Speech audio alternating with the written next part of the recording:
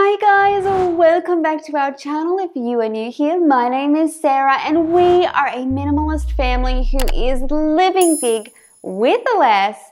And today I'm going to be talking about what to do if Marie Kondo didn't work for you.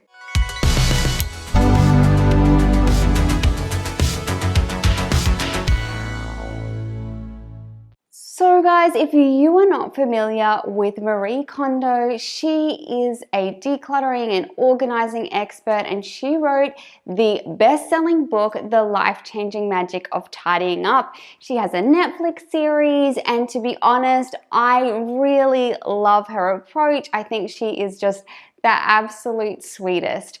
But like most things that sweep the world, it can sometimes feel like you're the only one that it didn't work for. So whether it's that you tried a diet, you went keto, you went vegan, and it wasn't right for you, and then you end up feeling like a massive failure. And I just think that this is not true. No, there is no one right way that is going to work for everyone. So if you have tried the Marie Kondo method and it didn't work out for you, I want you to know that you're not alone and that there are some really good reasons why your brain might work differently. So here are 5 reasons it might happen and some things you can try differently. Number 1, and I would have to say this is my most common reason why I think it wouldn't work for a lot of people, and that is it's overwhelming. When I work with clients, a lot of them have so much stuff that they barely can function in the space themselves. And so the idea of pulling every single item out, not only is it overwhelming, but it's paralyzing. And if they do try and do it, it's just not achievable to do in a short amount of time, which would allow that space to become free again quick enough for them to be able to function in that space. So if that is you, if pulling out every single item in your wardrobe sounds like your worst nightmare, you are not alone. And this is super common, particularly if you have anxiety or any other sort of mental health issues. This is super common. So what I would encourage you to do is you can do a version of this without having to pull everything out. You can go through certain sections of your wardrobe and make those quick decisions. You can still commit to going through every item of clothing or every book in your home without having to physically pull everything out. Now, I am aware that there is good reason why Marie Kondo recommends this, and it's because we as humans function better when we can see things as a whole. So we can make better decisions if we can see every single item of clothing, and then we can say, well, I do have 4 jackets, so I can get rid of these 2. However, if you are going to be stress paralyzed by the thought of getting every single item out, I would rather you do it in small increments, and then maybe when you do get it down into a manageable level, then you could pull it all out and reassess and peel back those layers. So if that is you, there is heaps of other things you can try so you're less overwhelmed and more likely to succeed. Number 2 is folding's not your thing. So one big component of the Marie Kondo method is about folding your clothes and folding them in a really particular way. And so I know lots of people who try it, love it, but it's just not sustainable for them on an ongoing basis. And that is completely fine. I'm going to show you guys, I actually do what I call the Marie Kondo hybrid. It's like a quick version where you can still get your clothes to stand up in a drawer, but it's much quicker.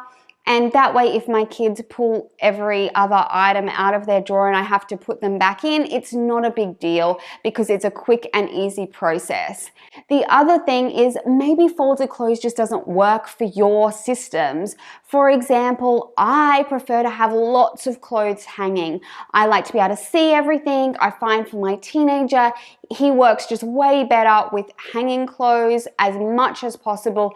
And then I just put, underwear and pajamas in a drawer for him to use, and this is what works well for him. So if folding is not your thing, finding a way that is going to work for you is way more important. Number 3 is decluttering is not a one-time thing. I know that in the KonMari method that you should go through your entire house and make it a special occasion, a breath of fresh air, a great way to get rid of a huge amount of items in a short amount of time so that you're going to feel those benefits of having an empty space. And if that is something that you can do, absolutely do it. But if it's not, I actually think of decluttering like a muscle that you need to work out. So if you're new to decluttering or you find it hard to let go of items, sometimes building on small wins is actually going to create a more sustainable, simple living habit than doing it all in one go. Again, doing things all in one go can feel really overwhelming. Sometimes we're not the only person in charge of all the things in our home. So if you have a partner or someone else who lives in your home, like children, it can be really hard to get everybody on board at the same time to go through your entire house. And so breaking it down into small amounts where you can build on your wins, where you can get those spaces that you're using all the time, super functional, may be a better way of introducing your family to the concept, a better way for you to eat the elephant one bite at a time rather than trying to take on a huge project. If you are suffering from depression or any sort of mental health or physical health issues, this is also a really good way of making it physically attainable for you, because to be honest, I don't know, even as a minimalist for 8 years who has a really pared down house, if I could physically go through my house in a relatively short amount of time and get rid of all of the items I need to.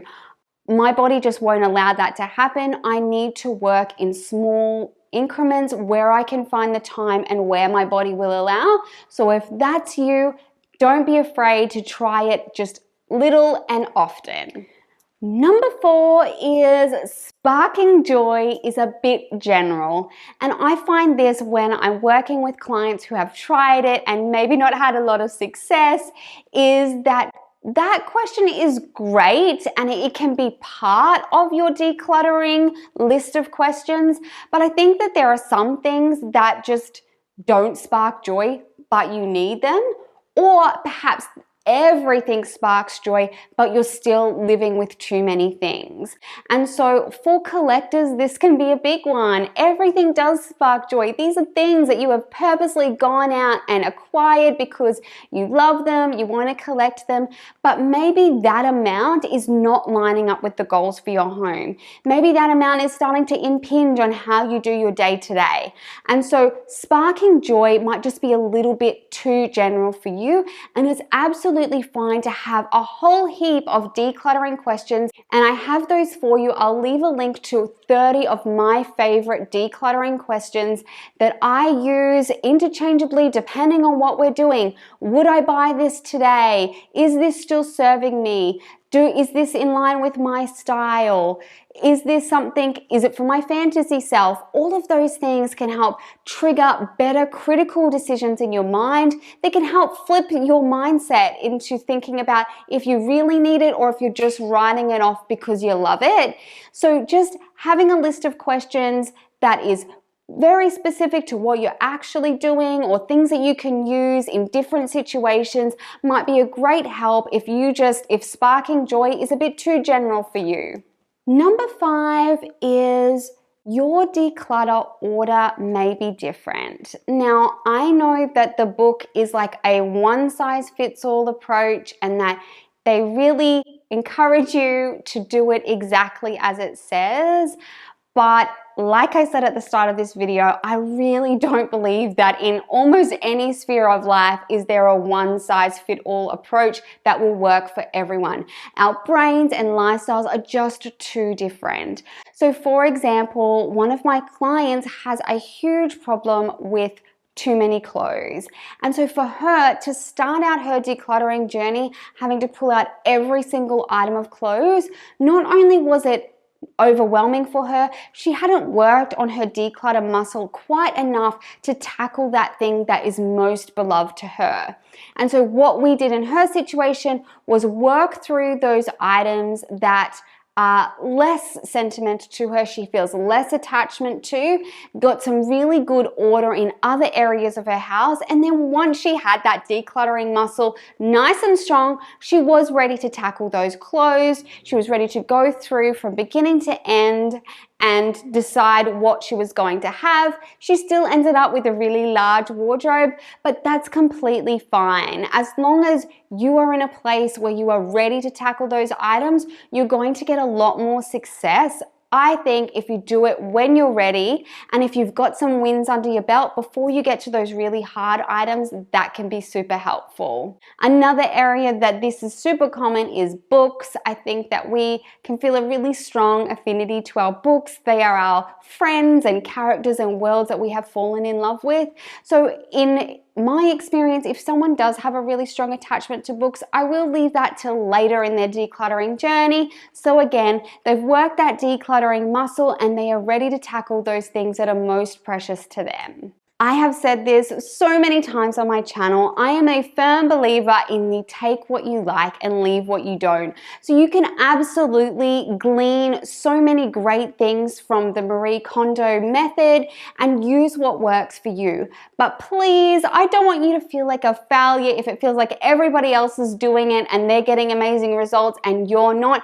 There is absolutely nothing wrong with you. Your brain might just be wired a little differently. Your needs might be a little different. And so rejigging those rules, having a look at what might work or finding things that do work for you is way more important than trying to fit a round peg in a square hole. So guys, I would love to hear from you down on those comments. Let me know, did the Marie Kondo method work for you? Were you able to tweak it so that it suited your space? Or if you need some help to try and work out some solutions that are tailored for you, I'll leave my link for my services down in the description below.